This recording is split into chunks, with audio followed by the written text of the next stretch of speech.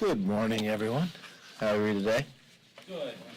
All right. Just seeing you paying attention, that's all. All right, let's begin. The Democrats know their socialist agenda is not what the country wants. That is why they are moving to dismantle our institutions to hold on to their own power. We watched the chairman of the House Judiciary, Jerry Nadler, was at the Supreme Court pushing to add 4 more justices to the bench, upending a framework that's been in place since 1869. Yesterday, it was reported 100 Democrats to have signed a letter urging the Senate Democrats to abolish the filibuster.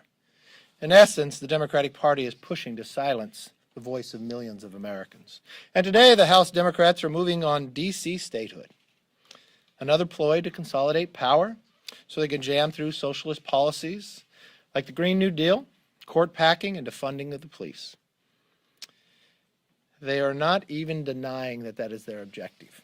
If you watched Congressman Raskin, he is on record saying this: there is a national political logic for D.C. statehood too, because the Senate has become the principal obstacle to social progress across a whole range of issues. That doesn't exactly support the representation argument that some try to falsely state. Make no mistake, H.R. 51 is just Democrats' latest attempt for a power grab. While Democrats are trying to control the lives of the American people by force, Republicans are working on showing that we have the right policies to effectively govern. Since March 15th, nearly a third of our conference has traveled to the border to observe the crisis that Biden has created. By contrast, the top Democrat in charge of the border situation has spent a month avoiding the southern border. We have offered common sense solutions to address Biden's border crisis, but Democrats have chosen inaction.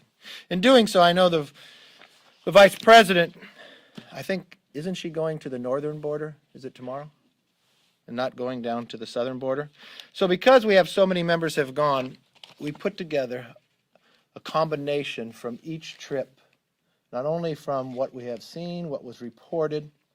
So if the Vice President will not go, Gary Palmer, our policy director, has put together from each and every trip going through, and I think it's on your chairs as well, so she can learn firsthand of the crisis that has happened based upon their policy.